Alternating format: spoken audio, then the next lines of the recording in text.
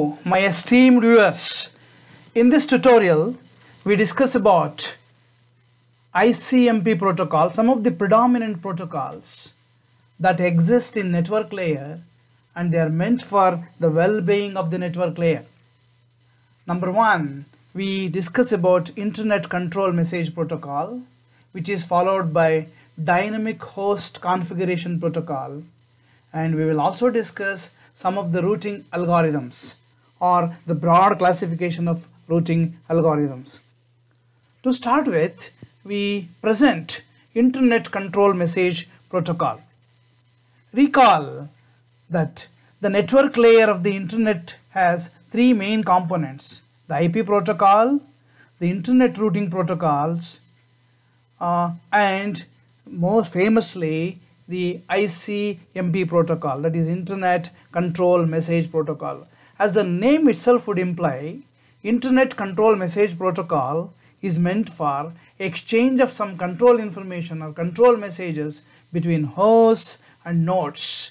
So that means Internet Control Protocol, Message Protocol, will enable even nodes to lead a conversation with hosts in the precarious situations. ICMP is often considered a part of IP, that is Internet Protocol, but architecturally it lies above Internet Protocol. Because ICMP messages are carried inside IP datagrams, that is, ICMP messages are carried as IP payload between a router and a sender, or between router and another router. Just as TCP or UDP segments are carried as IP payload, similarly, when a host receives an IP datagram with ICMP specified as the upper layer protocol, it demultiplexes the datagram's contents to ICMP, just as it would demultiplex a datagram's content to TCP or UDP. At some point, an IP router was unable to find a path to the host specified in your telnet, FTP or HTTP application. That router creates and sends a type 3 ICMP message to the host, indicating the error. ICMP messages are typically have type and a code field. They have type and the code field and contain the header and the first 8 bytes of IP datagram that is called as ICMP message to be generated in the first place. When a host receives an IP datagram with ICMP specified as the upper layer protocol, it demultiplexes. Another interesting ICMP message is the source quench message. Its purpose is to perform congestion control to allow a congested router to send an ICMP source quench message to a host.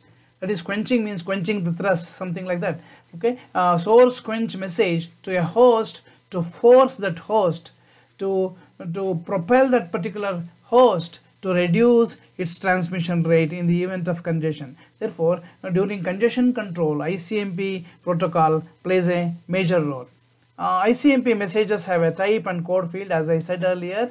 Some of the typical ICMP codes and ICMP types and codes have been indicated over here in this particular table, and the description is also made. Some of the important of them are ICMP type 3. 3 covers destination network unreachable, destination host unreachable, destination protocol unreachable. You can see all these messages will convey some kind of a control information or some kind of a situation, some kind of a in most of the cases a precarious situation, because ICMP protocols are meant to transmit across or converse across some of the error messages. So they are meant for deciphering the error messages across the hosts. The next protocol that we are going to discuss is Dynamic Host Configuration Protocol. Dynamic Host Configuration Protocol plays a very major role because it is a service provider protocol. Because in a DHCP, a protocol that is extensively used in corporate, university and home network LANs to dynamically assign IP addresses to the hosts. let us say a host comes, maybe we are carrying our laptop, or a person is carrying his laptop, and he will settle in a hotel, and there will be sockets available. He will ping his this thing socket, the computer into the particular socket that is provided in order to avail the internet facility. In that case, the DHCP plays a major role in allotting him some kind of a temporary IP address. Okay, that happens behind the screens as far as the user is concerned. Anyway, his machine will act like a client. Once an organization has obtained a block of addresses, it can assign individual IP addresses to the host and router interfaces in its organization. DHCP allows a host to obtain its IP address automatically. DHCP, that means manual intervention is not at all required. It happens automatically at the behest of DHCP. DHCP can also assign a temporary IP address for a temporary user, maybe who is a dynamic user. Of course, that will be a different each time the host connects to the network. DHCP's ability to automate the network related aspects of connecting a host into a network, it is often referred to as plug and play protocol. And DHCP is a client server protocol. The newly arriving host or a temporary host is the client, and servers will provide IP addresses. Servers in that particular locality, servers in that particular LAN will provide the IP address. A client is typically a newly arriving host wanting to obtain network configuration information, and including an IP address for itself. So this is the scenario. This is an arriving DHCP client. There are already there are systems in that particular LAN already mounted, and here is a server. It may be possible that there may be many servers in that particular LAN. For a newly arriving host, the DHCP protocol is a 4-step process. So DHCP will configure the newly arriving client, maybe temporary client or maybe permanent client also. Okay, it's a 4-step process. The first step is DHCP server discovery.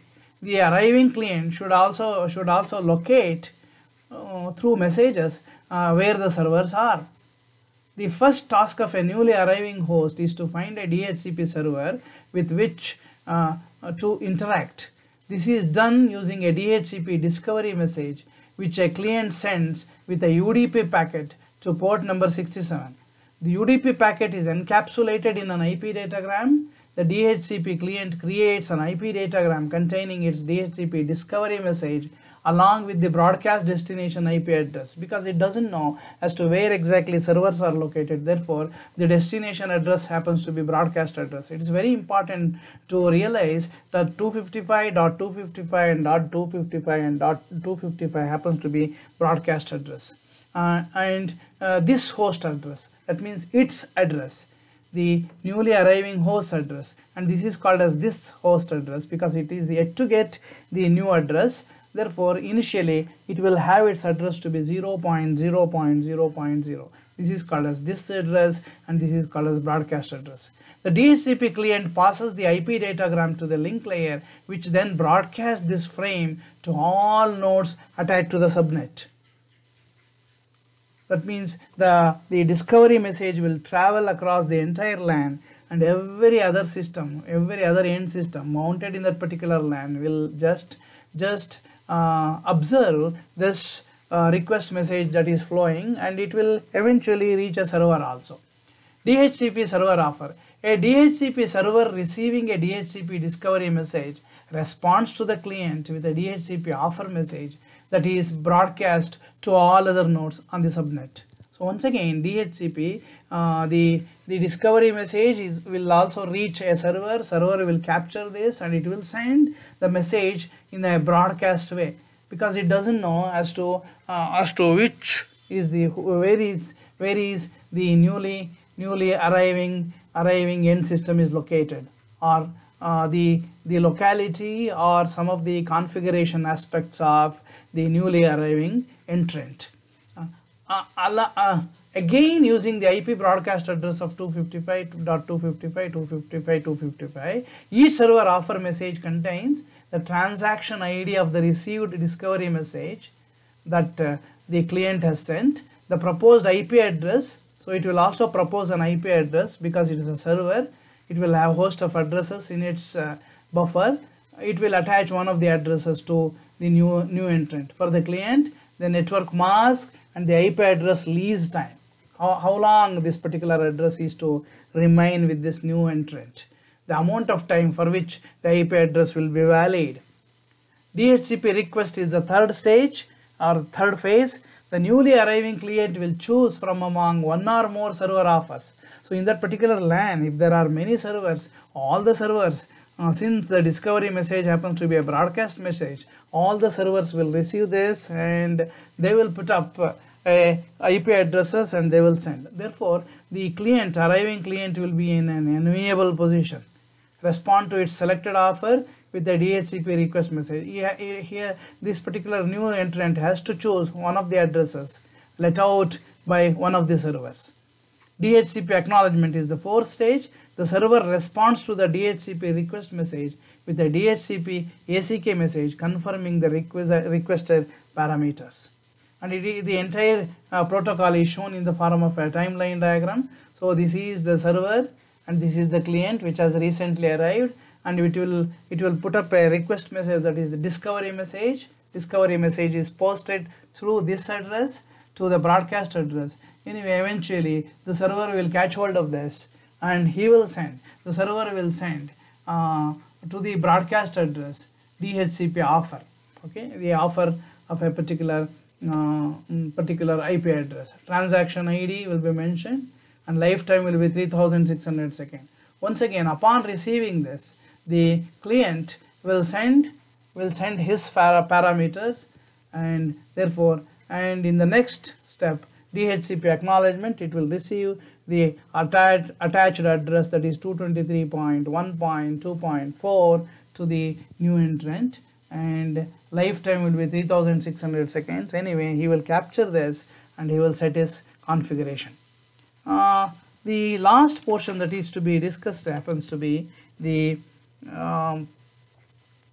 protocols, that is routing protocols. Of course, routing protocols are very much important because these protocols will decide the path along which the datagrams have to travel, particularly in case of a datagram network. Of course, in order to understand the routing protocols, we need to understand where exactly the routing protocols will be effective. And if he is a host and this is the nearest router to him, and this is another router and this is the host to whom the path is to be set between the route is to be set between this host and this host.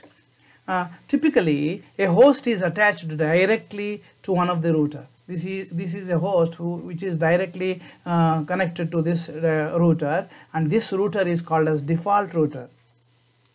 This default router, and it is also called as first hop router. So whenever a host emits a packet, the packet is transferred to this router first. We refer to this default router of the source host as the source router.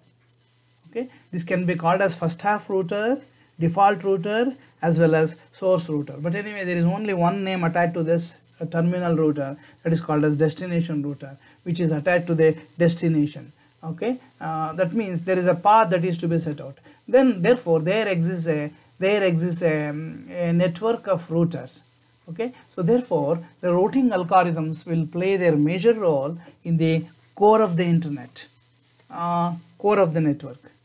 Broadly, we will not discuss, we will restrict our discussion over here only for the kind of routing algorithms that exist, and in the later in the next part of our tutorial we will discuss each and every routing protocol threadbare.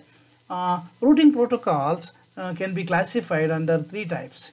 Type 1, global. It could be a global routing protocol or a decentralized routing protocol. In a global routing protocol, computes the least cost path between a source and the destination using complete global knowledge about the network. That means everything is known to this particular algorithm. How many routers will come, and what is the disposition of different routers, and how exactly this network is existing. The topological placement of different end systems in this particular different routers in that particular core. Everything is known to this global routing algorithm. Therefore, the name. That is, the algorithm takes the connectivity between all nodes and all link costs as inputs. This then requires that the algorithm somehow obtain this information before actually performing the calculation.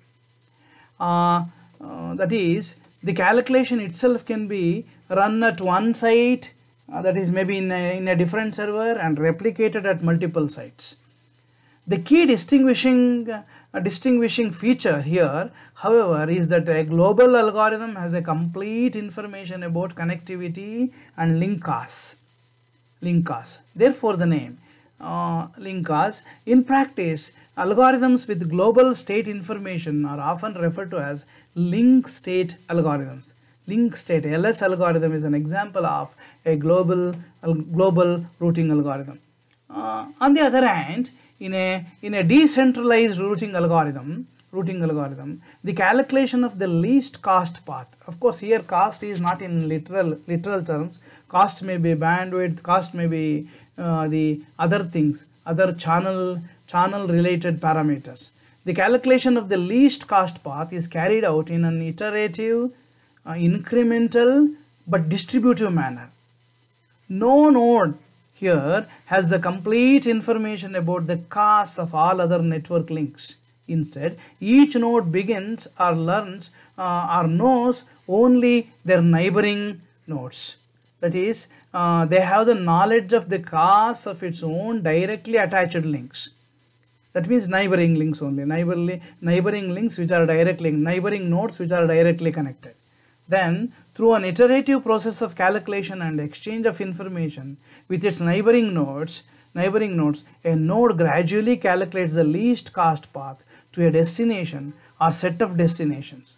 The decentralized routing algorithm is actually called distance vector algorithm, because distances are involved over here.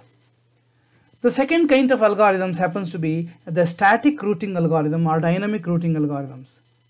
This is a broad classification once again. Static routing algorithms, the routes change very slowly over time because the positioning of the nodes are almost permanent, often as a result of human intervention. Of course, the changes that too happens due to human intervention or disturbing the existing positions of the nodes for some reason.